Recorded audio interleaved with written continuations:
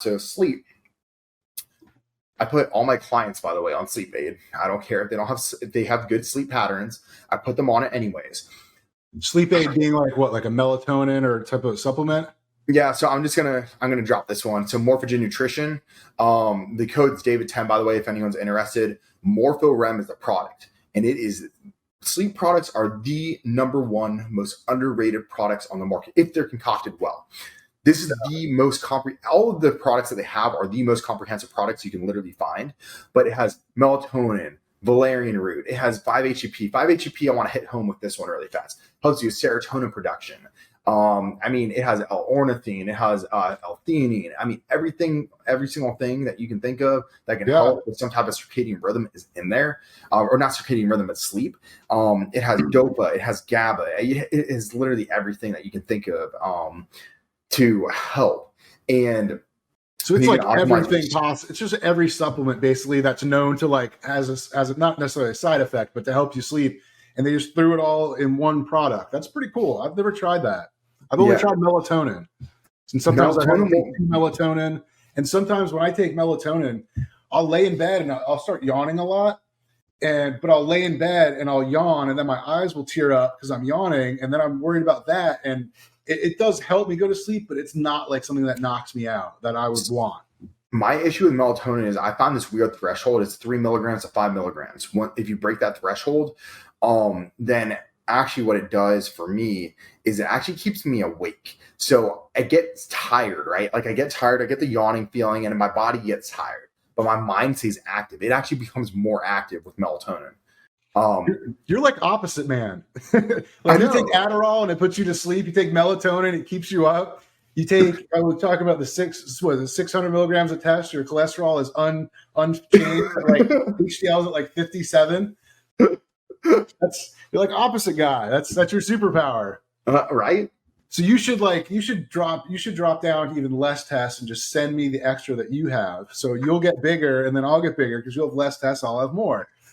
I did drop it. I'm at 300. So I want to bring it back down. I want to see where my levels are at. Make sure that my estrogen levels come back down because they were at 110 when I was at 600, which isn't bad at all.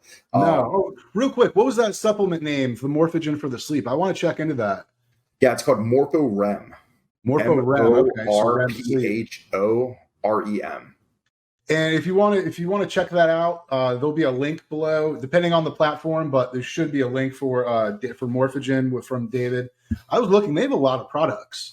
Yeah, so let me just give you best bang for buck supplements literally in the market. Period, and they have all of them. They don't spend any money on marketing. They have no athletes. That the only thing that I have is like a few affiliate codes going around because I was with them before affiliate code is even a thing. Only my clients can use it.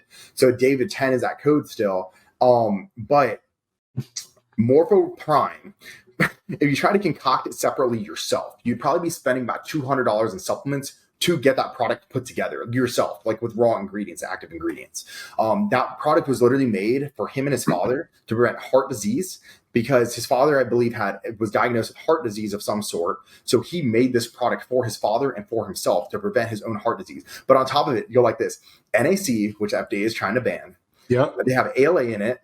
They have ubiquinol. They have berberine, so it helps with blood sugar support. Yeah. Every product that you can, they have resveratrol in there to prevent cancer. Like every single thing you can think of is in that product. It covers like 70% of your health bases in like one product. It's crazy. So really, it's not designed for muscle or anything like that. It's just like a health supplement. Just health supplement. I spend like $300 to $400 a month in health supplements, and I use almost all of his products because like it's so comprehensive. And everything's tested. It's coming from the US. Like I don't have to worry about any bad manufacturing. Everything's third party tested. And then so that's Morpho Prime. Then we're gonna talk Morpho Rem. We already touched about that. That's my number. That's one in my top 3 as well. And then the number 2, which I rate the highest, is what got me sold on the company. There's a product called Morpho Calm. It has phospholipidoglycerine. I always butcher that word. That helps with cortisol regulation. Just keeping it steady so you don't have as much of a stress response. It has KSM66 ashwagandha, and then it has DIM in it to help with the estrogen pathwaying, and then it has calcium D-Glucarate. Glucarate. Glucarate. Okay, thank you. So I think you messed that one up on one of the other ones. Like that word's just ingrained in your head like the wrong way. Like you said it wrong once and it just stuck. And it's always going to be that way. That's okay. Yeah, I like calcium D-Glucarate. I tried that versus DIM. So when I started TRT, I was on an AI. I wasn't on a lot. I was on like, I think 0.375 milligrams of Arimidex per week. Yep. And then for some reason, I got sucked into the high estrogen thing, just from reading Reddit and all this. And I see all these guys and they're all, oh, my estrogen's too high. That's the whole reason I don't feel good. And so I jumped it up to like 1 milligram, 1 milligram a week. I mean, that's not crazy, but that's on the higher end. And it's not because I wanted to dose it that way. It was that I got it UGL and that's how it came in the little 1 milligram tablets that you cut those things. It's like 70-30. Then you try to cut it in a quarter again. And it's a pain in the ass. But next thing you know, you're doing lines like your buddy with Adderall. Snorting some AIs. But so I wanted to try to do it naturally because Arimidex is controversial. That could be a whole show on itself. But, the less medicine in my eyes that I have to take, the better. So I started taking calcium D-Glucarate. I believe I was taking like gram a day. It was 2 capsules. And I learned that I don't have estrogen issue. I mean, my estrogen cruises at 70 something, and I don't really have any side effects outside of acne a little bit. But that's also from tests too. So, but anyway, I think calcium D-Glucarate is better than DIM personally, just because it has a lot of other really good benefits. Not that there's anything wrong with DIM, but DIM in my eyes kind of creates a better estrogen metabolism kind of. And the calcium D-Glucarate seems to lower it a little bit more. I can't remember right off the bat, but yeah. So I can dive into that a little bit for you. So DIM helps with 2O pathwaying. So it helps with good estrogen pathwaying. That's all that it does. I may theoretically help with metabolism, whatever. But I think it's more of what I was trying to say. Well, I'm just trying to look smart, but no, but you're not wrong. And then the calcium one, before I butcher this back half of the name, that one helps with 16O pathwaying, which is bad estrogen. So it helps with actual estrogen metabolism. So it helps with the liver to break it down because 50% of our liver the liver breaks down 50% of your estrogen. So, but the issue is if you can't excrete the estrogen, a lot of it happens in the gut, right? If you can't excrete the estrogen, guess what happens? That estrogen recirculates in the body. Recirculates. And then on top of that, then you have testosterone aromatizing to estrogen because you just did your shot. So you can see how that could, it's so interesting, the whole estrogen thing, because estrogen it's essential in our body. That's why it's there. It's neuroprotective, heart protective. I mean, it does a lot of good stuff. And I think TRT clinics, they use it. I mean, I think it does cut down on, I don't know. Personally, I think it's most useful when guys are first starting TRT, if they're on Arimidex. Because when you first start TRT, your body, just because your testosterone level goes from 200 to 800, that's not the only change in your body. All the hormones are interconnected. So when you get those higher testosterone levels, you have this cascade effect where all these other hormones are trying to come to homeostasis. And I think, the estrogen spike, some guys, they perceive or get side effects from that. And I think the Arimidex can kind of help level that out in the beginning. But I think a lot more guys are on Arimidex than actually need it, in my personal opinion. What are your thoughts on that? Yeah, so you want to jump down the rabbit hole, don't you? We did. I'll keep it surface level. We did. I'll keep it a little bit surface level. I'll dive into it a little bit. I think that Nolvadex is perfectly fine for estrogen control. It's a SERM. It's not an AI. So you're still going to get the estrogen production, which is great for us. Like you just said, it blocks at the receptor site instead of blocking at a systemic level. Yeah. And basically then you also have AIs. You have AIs that are steroidal, and then you have non-steroidal AIs. And then you have Arimidex and Letrozole, which are going to be your two that are non-steroidal. And Arimidex is going to be the one prescribed. Letrozole is very, very rarely prescribed. And in my eyes, it's like a trash drug, unless if you're someone that has like breast cancer levels of estrogen, you should never be prescribed it. Like I'm talking like 1,000 1,000 nanograms per deciliter of like estrogen, then you shouldn't be prescribed letrozole. Because isn't letrozole, if I remember right, it was like the first generation AI, and like Arimidex, and I believe, I can't remember out of Aromasin, but Aromasin was, I know Arimidex was like the next generation AI.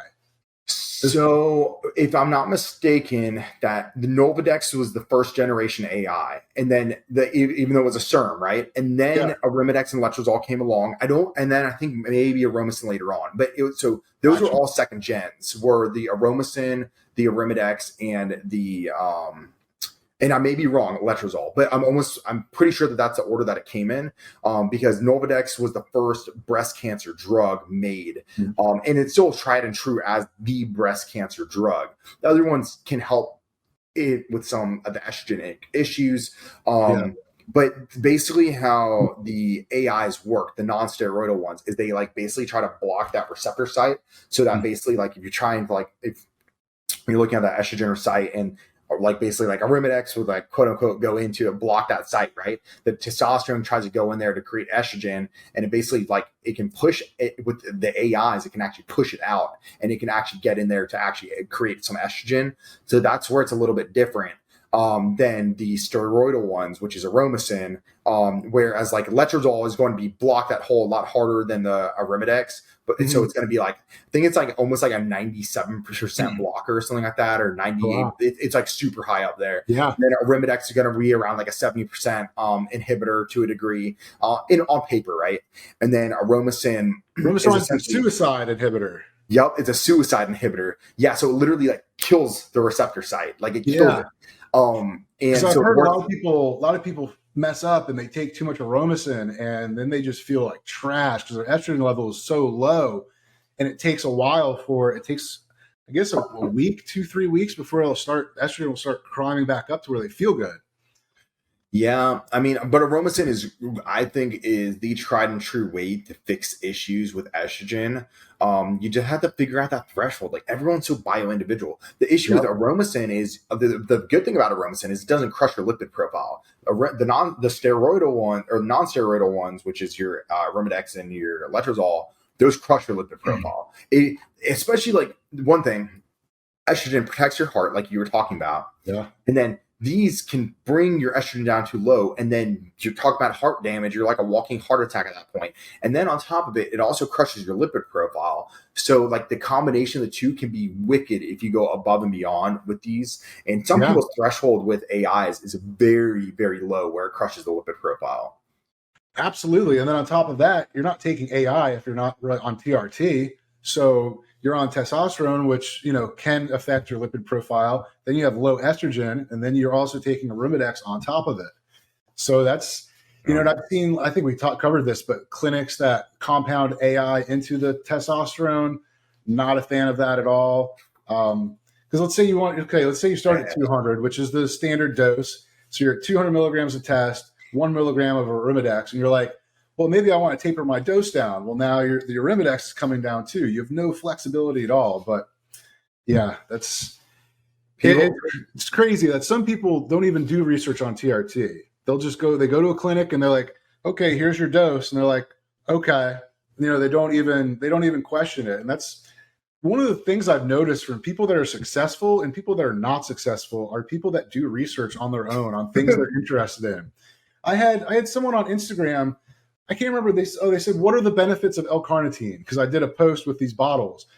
And I was like, bro, you have the internet. Like you could have literally typed that into Google, benefits of L-carnitine, and you'll see it. And you can go as deep as you want. It's amazing to me that people are too lazy to do research on things that they're doing to their bodies or things that they're doing in their life. So I'm just gonna take this a step further, like on like people that don't do research. You'll like this one. So I had a client one time, right? And he wanted to learn from me, and everyone learns along the way with me, right? Like I'm very, very detailed, and people do learn. And then if you have a question every once in a while, or like anything, right? Like I'm there for you. That's what I'm there for. But this guy that every single time that I updated like a diet or something like that, or changed a meal up, right? He goes, why olive oil? Like what's the point of olive oil? Or what is olive oil, and what are the benefits of it? like, like it's olive oil, man. It's a good fat. That's what you need to know. And that's what I told him. I was like, you need to know that it's a good fat, and Google. Because it was like weeks of me answering at any time, like every single little food or something like that. I'm like, dude, it's a vegetable. Like it's a green vegetable. like if you want spinach, have spinach. Look at the benefits of spinach. Like if you want to learn along the way, I'm not I can handhold someone, like, but you can lead a horse to water, but you can't make them drink. Yeah. It's amazing, man. Like, there's a website. I used to work with this IT guy. It's called Let Me Google That For You. Okay. And so, but it's abbreviated, and I'm not going to put it on screen because it's mainly a podcast. But you basically go to whatever Let Me Google This For You breaks down to letter wise. You go to that website, and it looks just like Google. And you type in a search like, "What are the benefits of L-carnitine?" And it will give you a link. And you send that link to someone. They click on it, and it brings them to Google. It types in their question and then pulls up the search results for them. That is awesome. So the IT guy, when people would be like, "Oh, hey, how do I do this?" He'd just send them the link. Let me see. Let me Google that for you. App. Oh, it's got an app, but if I can get it on screen, I'll put it on screen here. So we used to have a saying in IT. It was the IDI 10T error. Yep. Idiot. Yep, idiot. Man, I remember IT guy was messing with my buddy Stan. This was a while ago, but he took his laptop and he flipped the screen over, and then he repositioned his laptop so that the keyboard was on top, but the screen looked normal. But then he made his mouse cursor as slow as possible. And my buddy Stan, he was an older black dude from Trinidad, super awesome guy. He's sitting there like pulling the mouse, like going like this to try to get it on the screen. And I think he reversed the way that the mouse goes. But even after he got it all fixed, he thought his mouse was low on batteries. So he was replacing the batteries on there because his mouse was going so freaking slow. Oh, it's good times. Oh my gosh. Savage. But anyway, it's LMGTFY. Give it a try. If you have someone send you a question, then you just type in their question, send it to them. Hopefully it'll click in their brain. They're like, "Oh wow, I could have just Googled this," and you'll put them on the path to doing research to figure out their problems or to do research. I mean, I know you didn't go to school for coaching bodybuilders, and when I say coaching bodybuilders, like